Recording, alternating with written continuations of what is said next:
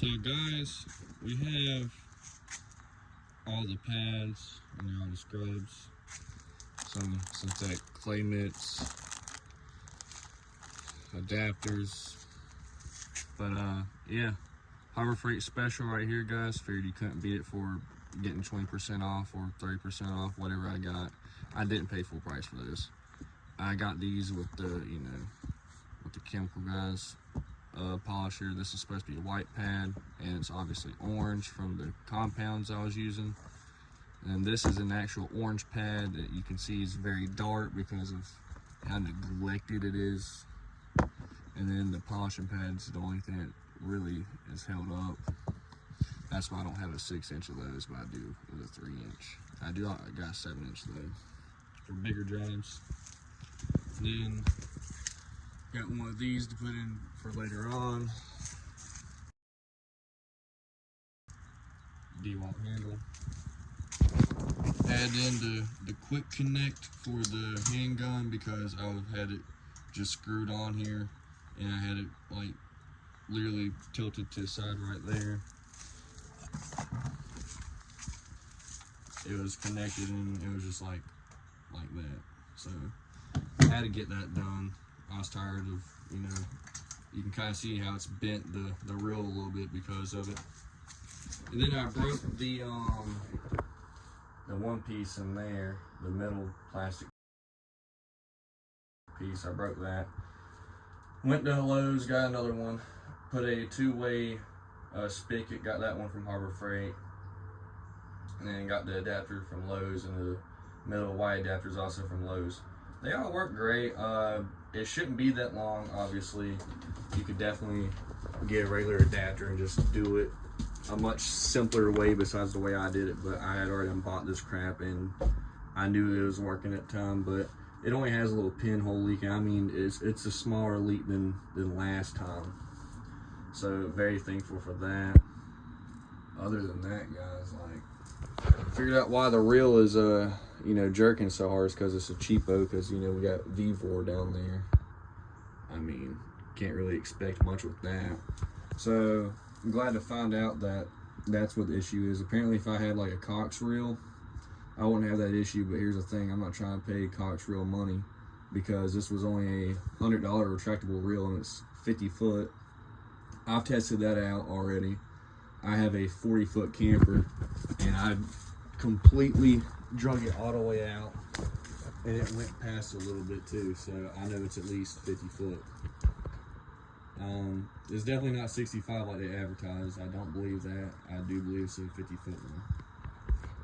Other than that, fellas, ladies and gentlemen, we just gotta get some tidying up around here. I'd like to get like a polisher holder for the wall right here, because that's where those are going to go. Those are going to go somewhere either right here or right here. And a pad dispenser too, like a pad holder, that would be really cool as well. Just things to where I ain't got to dig through that. That is going to be used for storage because, as you can tell, we have all of our drill brush attachments right there with some Brillo pads and steel wool, and then we have the miscellaneous tools and adapters and connectors and stuff down there, just whatnot that I'm going to need later. But yeah, then when we go up to the truck, I forgot I even left the door open. Dang, guys, look at me, I'm slacking. That's what I mean. We got one polisher here, we got the quiver. Shout out the I Am Josh V. This thing is actually fantastic. Went and picked this up for, Memorial Day weekend. They didn't want to give me the discount code at first. And then I went back the next day and I just told them that I never got it. That was pretty cool. Then we got this, the Walmart one. Not the auto fiber, but the other one. This one's actually really good. And then if you lift up the tote, if I can even get it lifted up, Jesus. Then we have, more miscellaneous. We got microfibers in here, steamer attachments, clay bars probably, just all kinds of accessories. The tornado gun's in there as well. So yeah, definitely got some plans for upgrades later on. But as of right now, this is what we're working with.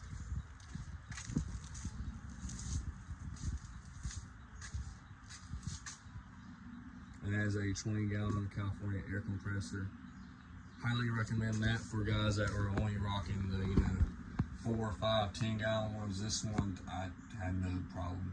I had so much runtime with this thing, it was unreal. And I was also pushing out, so you don't need all this unnecessary crap, but I did it just in case. I hooked this up right here, and I was pushing anywhere between 80 to 120 the whole time. And then we have the little swivel ball. That's something I haven't went over yet because a lot of people ain't using this. They're using the other one from the Rad Company, or not the Rad Company. I don't even remember what the brand is. But yeah, I mean, this is, in my opinion, just as good. You don't get as much as a rotation as you do with the other one, but it still works. I do got a slight air leak with this because, I mean, as you can see, there's 4 different adapters on it. But it is what it is. I don't really worry about it because we have that. And in the back right there, spare shop vac. The battery's in there for the polisher. Main shop vac. Another toolbox full of whatnot, accessories, brushes. And yeah, this is the setup. And we have this with this slide-out tray. And all our balls are right here on the side. If you guys are wondering where all my balls and stuff are at, this is it. It's just a shoe rack. Nothing fancy. But it will rip over time. As you can see, like right in there. There's another one that was pretty bad too. I don't think this one was it, but yeah. It will be prone to rip later on in life, but I mean, something like, what, 15, 20 bucks off of Amazon, if that? Hopefully you guys enjoyed this little tour setup. We do have a copper extractor with a measuring cup. Yeah, let me know what you guys think though. Not too bad.